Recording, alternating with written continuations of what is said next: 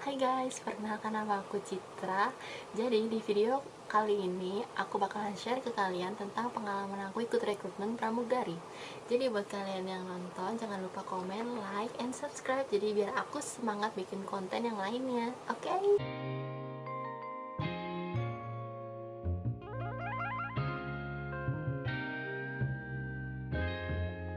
Ryan Little. So, di video kali ini jadi tuh aku pengen banget jadi pramugari dari SMA. Kayak banyak temen yang bilang, kalau mau jadi pramugari di maskapai apa lo gitu kan. Maskapai ini nih yang udah bangkrut aja lo jadi pramugari di situ, kata gitu kan. Kayak banyak banget yang kayak merendahkan aku, kayak aku nggak bakalan dapat kerjaan ini gitu kan.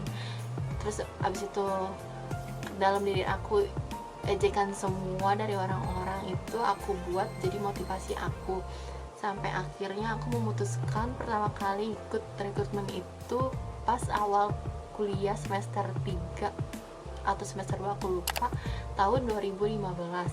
Pertama kali aku ikut itu di maskapai Burung Biru. Interviewnya waktu itu di bandara Soekarno, di kantor Garudanya. Pagi-pagi aku naik Damri diantarin sama papaku kan. Udah sampai sana aku baru sendirian, belum ada yang datang. Dan ya udah aku ke toilet, ternyata udah ada yang datang. Ya udahlah, kita kenalan sama yang lain gitu kan, ngobrol-ngobrol. Dan ternyata salahnya aku di situ waktu itu nggak cari tahu dulu tentang apa aja sih gitu tahapan-tahapan yang ada di maskapai Burung Biru itu sendiri. Sampai akhirnya aku kaget diukur tinggi badan sama berat badan, dan aku underweight guys. Berat badan aku waktu itu 49 kilo dan tinggi aku 167 atau 168, dan itu nggak seimbang kan. Ya udah aku nggak lolos di situ, sedih.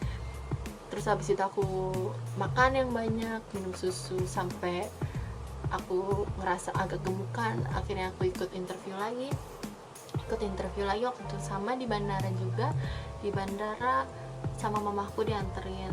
Terus habis itu aku ikut interview, udah tahu taktik caranya biar nggak underweight. Pas mau interview aku minum yang banyak jadi gelonggongan gitu kan. Lumayan naik berapa ons lah.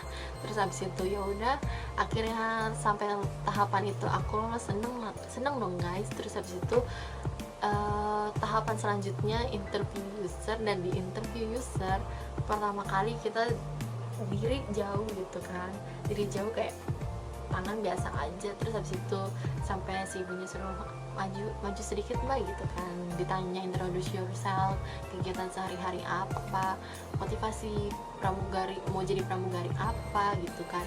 Sampai ya udah dites modal jalan bolak-balik gitu, dites kulit gitu kan, semuanya gitu, sampai muka juga. Waktu itu aku nggak lolos karena jerawat, dan sedih sih, cuman gara-gara jerawat aja. Kalau udah lolos juga dapat duit perawatan kan. Terus udah kayak gitu ya udahlah nggak lolos, sampai aku ikut lagi tahapan tinggi badan berat badan lolos, dan di interview user nggak lolos lagi karena jerawat. Terus habis itu ikut lagi, waktu itu ikut dan aku kenalan sama teman aku dari Kalimantan.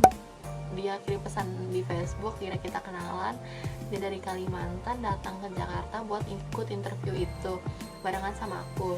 Dan kita ikut pertama kali itu, dia ikut pertama kali itu nggak lolos karena rambutnya di highlight. Kayak si ibu-ibunya bilang, ngapain kamu rambutnya di kayak diputih-putihin gitu kayak uban gitu kan. Terus akhirnya kita berdua ngelolos sampai interview user. Kita sedih banget itu, kayak harus gimana gitu kan. Ya udah akhirnya kita nggak lolos, dan kita dapat kenalan namanya Aida sekarang udah di Saudi Airlines. Dia tadinya kerja di bandara di bagian apanya gitu, tapi dari Garuda Indonesia juga. Sudah kayak gitu dia bilang ada lowongan nih di aku gitu, mau dititipin nggak. Yaudah akhirnya kita berdua dititipin lowongan di si Aida. Kita ikut rekrutmen di bandara waktu itu dari pagi sampai sore kita berdua. Terus udah kayak gitu dan akhirnya kita nggak lolos guys. Sedih banget kan perjuangan kita. Terus udah kayak gitu ada rekrutmen lagi pramugari di si burung biru itu. Terus udah kayak gitu kita ikut tahapan pertama, lolos interview user, ternyata kita lolos. Sampai aku ditanyain sama si ibu-ibu interviewer itu, kamu kok misalkan lolos, mau nggak telat di hidung aku ini yang di sini dihilangin gitu. Kata aku, baik bu, saya bakal ilangin talent saya kalau misalkan saya lolos gitu kan. Akhirnya ditanya, perawatan kamu skincare-nya apa, bla bla bla bla. Akhirnya ternyata aku lolos di tahapan itu, guys. Senang banget. Waktu itu di tahun 2016 masih punya ini kenangan banget.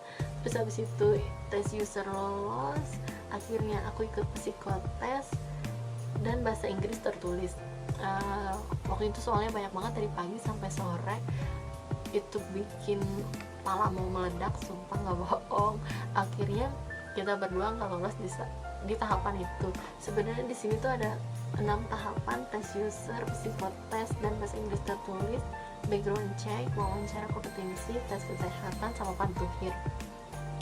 Nah, kita tuh udah nggak lolos di situ, kayak sedih gitu kan. Padahal walaupun masih banyak, kayak harusnya tuh kalau misalnya kita lolos tinggal beberapa lagi gitu kan sampai kita bisa jadi pramugari. Ya udah, kita nggak lolos, sedih, tapi perasaan masih kayak menggebu-gebu, ayo coba lagi.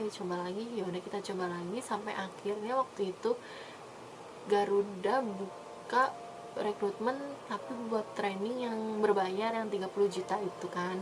Terus udah kayak gitu, ya udah kita coba, dan waktu itu pendaftarannya juga bayar 250 apa 200 ribu, aku lupa, udah lama banget. Terus udah kayak gitu kita ikut sampai waktu itu debat dulu sama orang tua aku, kayak ini 30 juta duit dari mana kalau misalkan kamu lolos gitu kan, ini bukan duit yang sedikit, ini duit banyak gitu. Sama pendaftarannya juga jujur aku bukan dari orang yang berada, kayak semua ongkos yang udah dikeluarin sampai mamaku nggak diadain buat aku datang ke rekrutmen.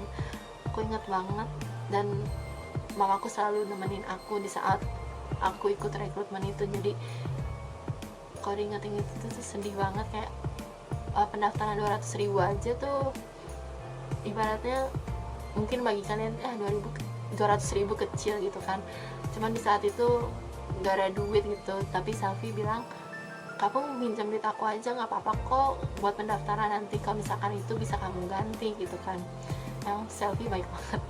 Dan akhirnya aku nggak lolos dan dia lolos sampai tahapan terakhir. Ya udah, terus kata aku, mungkin di maskapai ini bukan rezeki aku.